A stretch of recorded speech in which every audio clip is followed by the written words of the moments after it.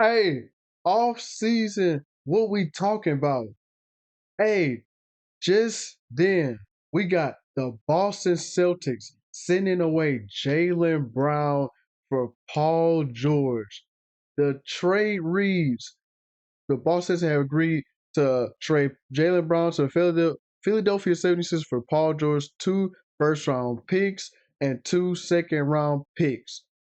Hey, NBA don't stop for nobody. It don't stop for nobody. Earlier today, we got a bunch of trades from the Lakers. We had Walker Kessler, Colin Sexton, Quentin Grimes, Sandro, and we ain't done yet. We ain't done. East, man. Let's talk about the Eastern Conference. Them boys is moving. Ain't nobody waiting for nothing. Nobody waiting for a damn thing. The East is shaking it up. So early thoughts, early thoughts. Hey, I'm gonna just say first off, it's a sad, sad thing. I wanted so badly for Jaylen Brown and Jason Tatum to stay together. Honestly, throughout their whole career, that's what I was looking for. I was hoping whole career long, just the Jays stay together, they stay a duo. But era over. Lots of eras ending. That's the kind of tell and the story of this off season. A lot of stories are ending. A lot of duos, a lot of singular stars are getting shipped away from home. That's kind of the tell the tape of and then kind of the storybook thing of this whole off season so far. Man, but Jaylen Brown is now a 76er, man. And to talk a little bit about the package, me personally, I love it. I love it for the right now for the 76ers. Now, surely in the next couple of years, and be as we know, he's already kind of in that stage where he's withering away and whatnot. Unfortunately, MVP caliber player that is sort of becoming a thing in the past. I guess you can say his injuries are just too much now, to where eventually the need to pay him the major bucks obviously are going to start dwindling after a while. So, few, near future wise, you can kind of look towards like, okay, if we're on this Jaylen Brown project, then we could give him much needed money when need be. But damn, motherfuckers getting paid over it. I know that we got MB's contract, we got Maxi's contract, we got um Jaylen Brown's contract now. And VJ Edgecombe is soon to be paid. That's the thing, way down the line. So you ain't got to worry about that right now. So that's whatever. But the Celtics are kind of, in a way, they're taking a step back. Earlier today, they signed they signed Mike Conley. I didn't I didn't really like that. I'm not gonna lie to you. I didn't really mess with the Mike Conley trade, to be honest. But also they got Mitchell Robinson. I fit I know the intention of it. Obviously, they needed and really hone in on getting that center, but they went out and got a backup, which is good on paper. It's fine, but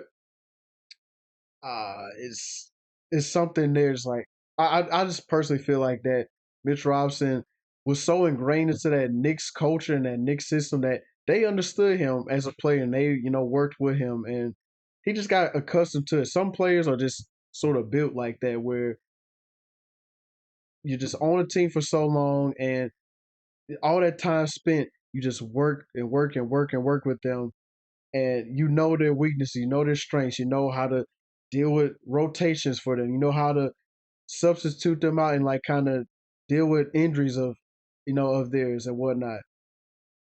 But for him to now make a switch up after what 8, 9, it's probably longer than now, like 9 or 10 years now on the Knicks, he's now a Celtic. It to me feels like unfortunately the Celtics are kind of taking a step back. They kind of taking a step back because You are getting an aging Paul George. We into 2027. Paul George. Now Paul George picked it back up and was a very reliable player this season. Because last season we know the nightmare that shit was, where he was, boy he was a disaster. That parchment paper P. But now this past season he stepped into his role. He started to kind of get back in that groove. Now obviously all saw Paul George, but he got back into a good groove. I feel like, but now this trade for the longest leading up to these kind of rumors that were swirling around, it was this thing of, oh, Jaylen Brown gonna get traded for, as the main one. Oh, Giannis. Like it's be Jaylen Brown for Giannis and like a assortment of other picks and all those sorts of things. But no, they they did it for Paul George, which is damn. I would have never guessed this would have been a trade, not between these teams, not between these players, like none of it, honestly. But more details on the trade. We have so 2020 first round pick that could convert from a first to a swap that's more favorable to Boston. 2031 unprotected Philadelphia first. 2028 second round most favorable of Golden State, OKC, Milwaukee, and 2030 second most favorable of Washington, Portland, Phoenix. So that's the more in depth look of things. Um, and all that reads me is we kind of diverting the attention now. We diverting the kind of direction of the Celtics team. They're clearly not going with the idea. Oh, Paul George's gonna be the damn co-star of Jason Tatum now. Hell no, that's not the thought process. Obviously, this is very much a pivot. This is a pivot for all these picks that I just listed off and named, and that was included in here. They're trying to sort of, I don't want to say go on the full new era because you still got Jason Tatum there, but something there is definitely the landscape's definitely changing over there. These picks included and whatnot, because it's not for Paul George. It's more so for these assortment of picks and doing things with that. Um, man, this is damn off season. Like, look at that, man. It's gonna be so weird. I was just seeing Jaylen Brown for so long in that jersey. I go for many other players like Giannis and Ja and things like that, but damn, it's been a decent long time. Just hell, I was like Eastern Conference Finals when they was going against the Cavs. I was like freaking. I was 14, realistically like 13, because my birthday didn't come around just yet. When I saw the Jays battling out against Braun in the damn Eastern Conference Finals, duking it out, took them to 7. All that I was there watching that. That era is done now. Celtics are moving on. They pulled the trigger. They knew they needed to pull the trigger because it was this looming thing that you can't keep Jaylen Brown around after dangling him around like this and just hey who on Jaylen Brown? Who on Jaylen Brown? Hey, you homeless man across the street, you on Jaylen Brown? Here. Like it had to be done. It had to be done. So finally the tooth got pulled and it's over with. But what does this mean? Now Tatum is presumably he's like a lot to stay on the team. That's the guy. Obviously, very obviously, based off this, like that's their guy. But the kind of what's the direction now with this construction of this roster and these like picks being moved around, whatnot? What is it like? What are we doing now? What's kind of like what's Brad Stevens' thought process going forward? Because I'm curious as hell. I'm curious as hell. On court wise, it's gonna be a very odd looking team because you got Pritchard, Tatum, Mitch Robinson, Nemus Cater, Sam Hauser, freaking Mike Conley, who he not even gonna play. Mike Conley ain't gonna, brother ain't gonna touch the floor ever, ever. Right? I don't know. The crazy things happen. Um,